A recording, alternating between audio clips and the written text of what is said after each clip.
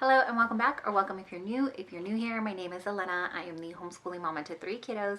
Here on the channel, we talk about everything from homeschooling, homemaking, all the things in between. Today, as you can see from the title, we're going to talk about goals and June and just half year kind of, I don't want to call it a reset because it's not, I'm not resetting anything. I'm just revisiting my goals and seeing what I want the next month to look like. So let's dive in.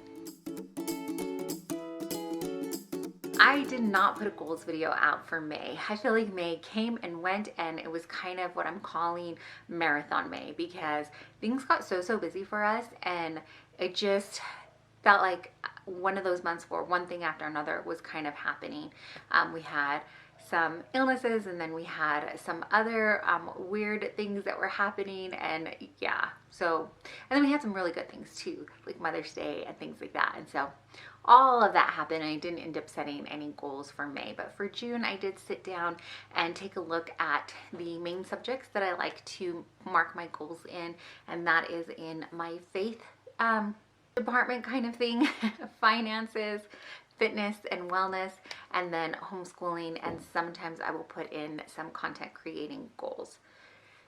For the month of June, I really took a look at, I went back, like I said, and just thought about May and how, what were the big joys that were in May, and what were things that we maybe struggled with, where I felt I was really just surviving and not thriving, and what did I want June to kind of look like, or what do I want to attempt to accomplish in the month of June.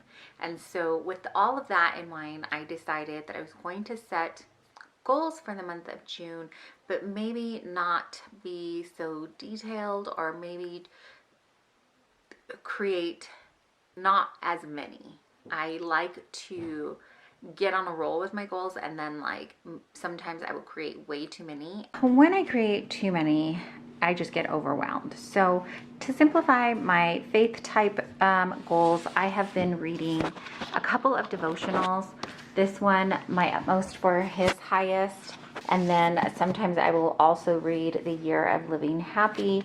And then I will go in and look at the scriptures that are written in here and then read them in the Bible. I'll switch back and forth between my study Bibles and this Bible that I just picked up, and just kind of soak in for a little while and read and then journal for a bit and just jot down what I think maybe the Lord may be speaking to me, or what I'm learning about Him, and that type of thing. So that's going to be the start of my morning. I also am desperately trying to finish this book. I started this book in November, but that's also something we're adding to the morning rhythm, or what I'm calling my new morning rhythm. There are a couple other things that I'm doing in the morning in order to kind of create my day and set myself up for success in the day. And so those are other things that I'm looking at when I look at my planner for the day, and then fitting in when we're going to work out and that kind of stuff. So those types of things is I'm going to just overall in my morning routine, and then in my faith umbrella. That's what we're doing. And so as far as a goal, I just want to continue on with that and continue seeing where it leads me, having this new morning rhythm. For our homeschool category, I am getting ready to wrap up officially our homeschool year, and then we will roll into summer plans. So all I want to do is finish the year strong and talk to my kiddos, have a kind of end of the year wrap up interview or something like that. Maybe we can have a fun day. The other day we did a picnic in the backyard, and that was fun for my younger two. But I think maybe we will plan something like that is more of a celebration of the end of the year, so that my kids can feel this closure to the year before we roll into summer school, and it doesn't feel like it's just this one long continuous school year that never ends. So for our homeschool category, I would like to sit down with my kiddos and individually and together and talk to them about this past homeschool year. I want to ask them what they feel worked, what they feel didn't, what kind of subjects were their most fun or favorite subjects, and which subjects were maybe not so fun or their least favorite, and why that was. And I just like to touch in with them and ask them these kinds of questions so that it helps us better prep for the next year, but also it kind of gives them a sense of ownership in their school, and it gives them a voice in their subject so that they're able to let me know. Now, some years our least favorite subject has been math, and that doesn't mean that we just don't do math anymore because it's not fun. We continue to do it, but maybe we need to look at a different curriculum, or we need more practice in one area, things like that. Maybe we can find different ways to make it a little bit more fun if we can. If not, sometimes you just have to plow through and do the things that aren't very fun. But maybe we do that first in the morning, and then we can get to our other subjects that are a little bit more fun. Another thing is taking a look at our schedule and how that's working, and if it's time to switch it up, if we need to do maybe loop scheduling, or if we need to talk about for the next year considering doing like a Sabbath year where you do 6 weeks on and then 1 week off. That's something that I've kind of had in the back of my mind, wondering if that would work for us. But for the month of June, the only thing we're going to tackle is having an official end of school year date so that we can have that celebration, and then doing these kind of exit interviews about what we felt our school year was like, and like I said, things that we enjoyed, things that we didn't, so that we can roll into summer school.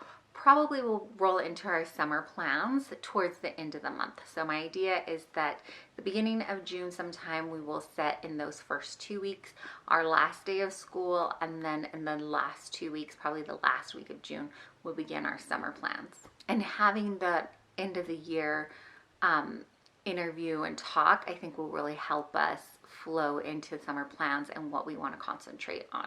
For our finances, I just feel like we're already here halfway through the year, and I have not been able to get a firm grip on our grocery budget. Every month I feel like I set up a new plan and it doesn't work out. So for this month, like I said, we did have some sickness that came through the house, and that's always tough. And so I think though, like every time we hit something, we learn a little bit more about what's working and what's not working for us and what season we're in. So for the month of June, just getting our finances, getting that budget binder redone and cleaned out, really getting back into budgeting and having budget meetings with my husband and myself. We've gotten so far away from that, and so I think for the month of June, we're gonna really try to sit down and get that done. So I'm going to clean out the budget binder, we're going to get it done, and then we are going to have a budget meeting and figure out how often we want to continue having our budget meetings, because we have some pretty big goals, and you know, I just feel like everybody's feeling the crunch in their finances right now. So that's what we're going to look at, and then also take a look at our grocery and household budget and how we want to go about tackling that. I do plan, if it's not already out, it will be coming out to give you a May wrap up and let you know what happened with our May grocery budget and our semi-pantry challenge that we had. So like I said, if it's not out yet, if it's not out yet, make sure you're subscribed, make sure you're subscribed and you have notifications on so that you don't miss that video and can hear what happened with us. For my fitness and wellness section, I am thankfully getting back into the groove of working out, but I find that when my cycle hits, in all honesty, I kind of just take almost the whole week off, and then I work back to getting back on track. So for my fitness, I want to look into maybe some gentler exercises that I can do during that week so I don't feel like I'm taking the entire week off. Maybe I'll do some more walking instead of just full on strength training those days, or maybe some stretches, just something to make sure that I am still moving my body and that I don't feel like I didn't do anything. I noticed that in my mind right now, if I'm not doing a full on hours worth of strength training exercises or workout, that in my mind I've somehow convinced myself then I didn't work out at all. And that's just not true. Sometimes you just have to take it a little easier on your body, and maybe just a walk is all I can get in, and give myself grace and know that that's enough. So I really want to take a look at my overall month, figure out a plan ahead of time, what I want to do for that week, and then follow through. Also, I know with that week, it is really hard for me to get my macros, keep my macros under control. So I definitely want to get back to meal prepping on a regular basis. I will count macros and do meal prepping, and then I take some time off just because I feel like you need that mentally. It helps to have a break from counting your macros all the time. And so knowing that that week seems to be the toughest week for me of the month, then I want to make sure that I'm looking at it and I have my meals prepped, or I at least have really simple meals to pull together, so that I can't use that as kind of an excuse not to stay on track. I'm gonna give myself some grace days where if I just want the chocolate, I'm gonna have it. But maybe if I'm surrounding my body with, or fueling my body with food that is good for me and is actually fueling, I won't feel so bad. What happens when I allow myself to have too much processed foods or too many treats, is that in the moment I think I want it, but afterwards my body, it just doesn't feel good. And so just having a plan ahead of time. So getting back to meal prepping and just having a couple of workouts that maybe are a little more gentler than, like I said, a full-on 45 minutes to an hour of strength training. And then for content creating, I'm actually not going to create a goal for that subject or that umbrella. This last month, I know that I've missed a few. I wasn't as consistent in my uploads, but I also noticed that I just needed to give myself that break.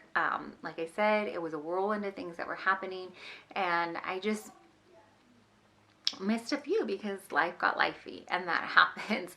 So for this month, I think I'm just going to continue to lean in to create when I feel like creating, and just kind of see where that goes. I talk about a lot of different subjects on this channel. If you have been a subscriber, you know we really do talk about everything in between.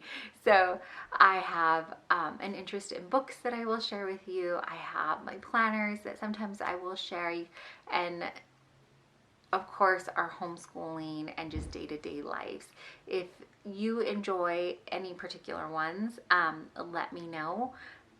It's really hard to figure out, well, what everyone is watching and what they prefer, because I will ask if there's, what videos are you watching? What kind of content do you want to see me creating here? And I'll get a couple of ideas, or I'll get one from every subject. So for example, if it's we want to see more homeschooling, but then I'll look at the statistics or the, all the technical things and the planner videos are the ones that are getting watched the most, or it just never seems to make sense to me. And so with that, I'm just going to keep creating what I feel led to, and I hope you're okay with that. And that's it for the monthly goals. I didn't make very specific goals this month, and I'm good with that. Let me know if you are making any monthly goals, or how you feel your May went, what you're prepping up for June. I'd love to have a conversation and have a little community here where we can cheer one another on and just encourage each other. Thank you so much for watching. And as always, if you don't know, or you just need to be reminded, may be the one to tell you you are deeply and truly loved and so appreciated. I really appreciate you taking your time out and spending it here with me. Thanks for watching.